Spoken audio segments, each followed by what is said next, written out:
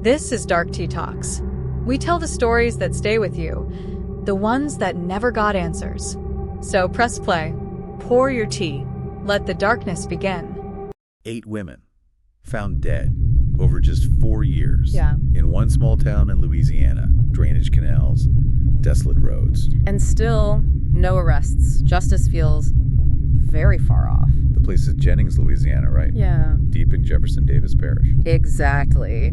And these women, they became known as the Jeff Davis 8, or sometimes the Jennings 8. And the sources we've dug into, they really highlight some heartbreaking common threads. They do. Connections to, well, drug use and sex work are mentioned again and again. Vulnerabilities. So today, we're really getting into the material you shared to try and unpack this. It's incredibly complex, deeply troubling. Our mission, really, in this deep dive is to understand who these women were, the grim circumstances, yes, but also, crucially, to look closely at the investigation. Because the sources make it clear that investigation raises some profound questions. Potential corruption, maybe even a cover-up?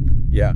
Think of this as your sort of direct path to grappling with this unresolved case. We're pulling out the surprising facts, the frankly disturbing details, and the really challenging aspects that this material reveals. Will guide you through it. Okay, let's start with the women themselves. It began May 2005.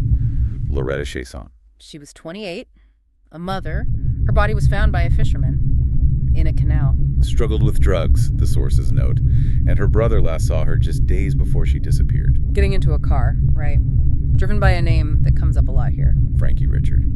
Described as a well-known pimp in the area. And then just a month later, June 2005, Ernestine Daniels Patterson. 30 years old. And like Loretta, found in water, only about 6 miles away. The sources say her throat was slashed. Awful. And her body was badly decomposed. Took a while to identify her. Yeah, very difficult identification. Took 2 months. And the frustration for her family, it started early. 2 men arrested. But the charges were dropped.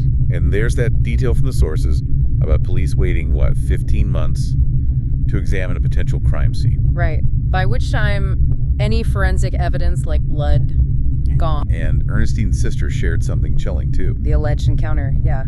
A year before, a police officer supposedly threatened to kill them. Imagine hearing that. That must have stuck with them. Absolutely terrifying. Then, the third victim, Kristen Gary Lopez, found March 2007. She was so young, just 21. Sources describe her as having an intellectual disability, a history of drug use, sadly involving her father too, and she engaged in sex work. And she was scared beforehand. Paranoid. Incredibly paranoid, according to a friend, constantly looking back at cars passing by. And Frankie Richard comes up again here. Arrested with his niece. Him and Hannah Connor, yeah. Arrested in connection with her death, but again, charges dropped. And Kristen was related to another future victim. Brittany Gary, her cousin. Brittany would tragically be the 7th victim. God. Then, May 2007. Whitney Dubois, 26. Her case is a bit different from the first 3 found in water. Whitney was found nude on a rural road. Also connections to drugs, sex work? Yes, and her face. Sources say it was severely beaten, described as unrecognizable from the assault. It's just brutal. Then the 5th victim, Laconia Muggy Brown, 23 years old, found May 2008. Also on a rural road. Yes, partially nude and covered in bleach. That's a disturbing detail. Bleach? Why? To destroy evidence. Presumably. Sources mention incision wounds around her head and neck, state her throat was slit. She had a young son. And she had a premonition. That's haunting. Truly haunting. Told her grandmother she had a bad feeling, felt she'd be the next victim, and she knew the previous 4 women. Knew them all. Wow. Okay, victim number 6, Crystal Shea Benoizino, 24. Her remains were found later, fall of 2008.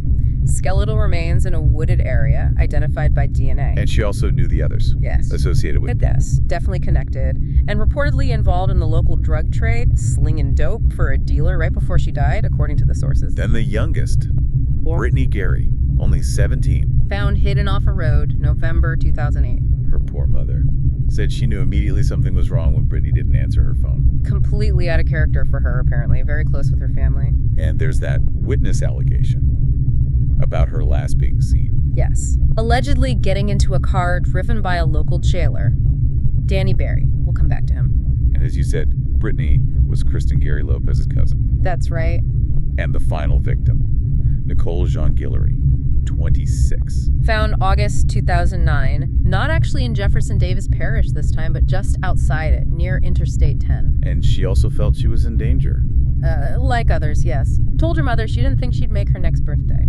And crucially, she thought police were involved before she disappeared. That's what the sources state, yeah. Believed police were involved. She also had a relationship to Warden Terry Guillory. So you look at these 8 women, these individual tragedies. And the patterns just jump out from the sources, don't they? They really do. The connections to sex work, drugs, the fact most knew each other. And how they were found, discarded, in or near water, or on these desolate roads. And then there's that other critical link, the one that honestly changes how you see everything. You mean the informant connection? Exactly. Yeah. All 8 victims reportedly served as informants for the police, giving info on the local drug trade. That detail, it lands differently, doesn't it? It gives a potential, very powerful reason for the paranoia some of them felt. They knew things. They were talking to law enforcement. Right. And to understand the backdrop here, you need to picture Jennings, Louisiana, as the sources describe it. Small town, yes, but with deep socioeconomic divides, right on I-10, which is a major drug corridor. So that trade, it's a big factor locally. some sources even compared the vibe, the feeling. To True Detective Season 1, yeah, I saw that. That sense of a small town with some really dark undercurrents. That comparison feels apt when you look at the investigation itself. Or lack thereof, maybe. Well, the initial handling, according to these sources, gets heavy criticism. Law enforcement, media reports, framing the victims around their high-risk lifestyle. And the critics point out that kind of language, whether intentional or not, can paint people as disposable. Yeah, maybe influencing the urgency, the thoroughness of the investigation. It definitely raises questions about how victims are seen based on their circumstances. And think about the timing. The task force, it wasn't formed until victim number 7. Years into this series of deaths. And initially, they were looking for a serial killer, right? That was the theory. But as we're seeing, the connections between the victims, these unsettling allegations, they started to challenge that neat explanation. And those allegations, they're significant. Coming directly from the sources, we're talking about a documented history of scandals. Within the Sheriff's Department and the Jennings PD. Described as a well-known secret locally. Alleged police involvement in the drug trade. Things like evidence room robberies, alleged inside jobs. Yeah, improper dealings with inmates, internal misconduct, even sexual violence lawsuits against officers. One source said the hits just kept coming, often pointing back towards law enforcement itself. It paints a pretty grim picture of the environment. And one specific case the sources highlight really stands out. Chief Investigator Warren Gary. What about him? Sources allege he bought, cleaned, and then quickly resold a white Chevy Silverado. A truck investigators were looking at. Wait, looking at in connection to whose death? Kristen Lopez's, the third victim. And he supposedly bought this truck from an inmate linked to Frankie Richard. Hold on. The chief investigator bought potential evidence from someone connected to a key figure. That's the allegation in the sources, yes. And they add that witnesses claimed they saw blood in that truck before Gary bought it. For a suspiciously low price, apparently. Cleaned it, sold it for a profit. And then what happened to him after this came out? Here's the kicker, according to the sources. He was reportedly promoted to head of the evidence room. Promoted? Yeah. After that? That's wow. Just wild. It is. And then you have the story of Officer Jesse Ewing. What did he do? The sources say he tried to report his concerns about that truck incident, specifically alleging Warren Gary bought it to destroy evidence. Okay, so he tried to blow the whistle. But he didn't go through his local chain of command. He went outside it. Reportedly because he feared local law enforcement involvement, he gave the info to a PI who went to the FBI. And what happened to Officer Ewing? According to the sources, he got arrested, obstruction, malfeasance in office. His career was over. So the guy trying to report potential wrongdoing gets punished. While the one involved in the questionable activity allegedly gets promoted, it highlights this theme in the sources. Apparent lack of accountability for some, consequences for others trying to raise flags. That's a deeply, deeply unsettling pattern if these allegations hold water. And then there's the jailer, Danny Barry. You mentioned him earlier. Right, in connection with Brittany Gary, the youngest victim. Sources have multiple allegations against him. Yes, witnesses claiming he and his wife were involved in, enlisting women for drugs and sex, even disturbing talk of a sex dungeon. Did he know Brittany? Barry denied knowing her before his death. But, as we said, one witness allegedly saw her get into a car driven by him the last night she was seen alive. It's another loose end. A very troubling one. And then Warden Terry Guillory. He's described as complex in the sources, known, trusted by many residents, especially in the community where the victims lived. But there were allegations against him, too. Allegations that he'd make trades, use his position, maybe make legal problems disappear in exchange for favors, information. And specific connections to the victims. Multiple witnesses alleged he had a sexual relationship with the first victim, Loretta Chason, and his then wife. She was an investigator who later joined the task force. Talk about potential conflicts of interest. It's just a tangled web, isn't it? It really is. And woven through all this is another incident. The Leonard Crochet shooting back in 2005. Kristen Lopez, the third victim, she was there. Reportedly present, yes. Law enforcement shot and killed Crochet. The state police investigated, found he was unarmed. Okay. So how does that connect to the Jeff Davis 8? Well, this is critical, according to the sources. Witnesses interviewed later believe police killed many of the Jeff Davis 8 victims because of what they knew about that shooting. Wait, so the motive wasn't just about drugs. It was about covering up something related to that shooting. That's the potential motive presented. Deeply disturbing, but it adds another layer. Maybe their informant status wasn't just about drugs, but about other police conduct they witnessed. Which would make them even more dangerous to certain people. Exactly. Let's circle back to Frankie Richard. He keeps popping up. He's presented as this central figure, right? The Jennings underworld. Pimp, dealer.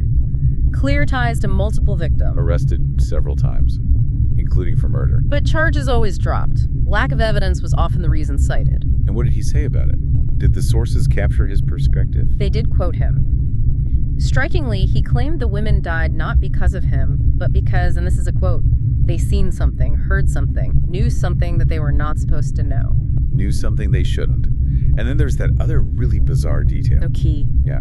Sources include claims from witnesses that Frankie Richard somehow had a key to the task force office. Allowing him to come and go. It's hard to fathom. Why would a central person of interest have access to the investigation headquarters? It just adds another layer of doubt to the whole official narrative, doesn't it? Completely. So when you pull all these threads together from the source material... The theories range pretty widely. Right. A single serial killer. Multiple perpetrators tied to the drug and sex trade. Or this local cover-up theory, potentially involving law enforcement itself. That looms large, given everything we've discussed. And what's undeniable, just tragically undeniable, is that despite documentaries, books, the task force, these cases are cold, unsolved. And the families. Yeah. Sources say they're still waiting, not being contacted by law enforcement. Years later, no answers, no closure. It's heartbreaking. And this really brings us back to you, the listener, thinking about the bigger picture here. Yeah, what does this deep dive tell us? Well, the Jeff Davis 8 case, it's such a stark example of the challenges, right? Solving crimes when victims are marginalized, facing vulnerabilities, drugs, sex work, poverty. It shines a harsh light on the violence faced by sex workers everywhere. Alarmingly high rates. And it powerfully underscores how incredibly difficult it is to investigate potential corruption when the allegations point inside the system, the very system meant to investigate. There's that quote from a resident, Mary Drake, comparing these cases to another murder where suspects were found quickly. Remind us. She basically said, you can go out there and find 9 or 10 people for a murder of one man in a couple weeks' time, but you can't find the murderer of 8 women over a certain amount of years. What does that tell you? That question just hangs in the air when you look at the sources on this. It really resonates. It does. So when you consider everything, the credible allegations of police misconduct, corruption presented in these sources, and the undeniable fact that all 8 victims were reportedly informants.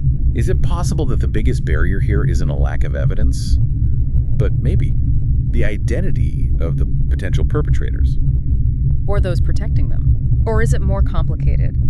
A tragic mix of systemic failures, the difficult lives these women led, maybe multiple killers, maybe corruption, all tangled together. What stands out to you as the most compelling or maybe the most disturbing part of this deep dive into the sources? Something to definitely think about as you process all this information.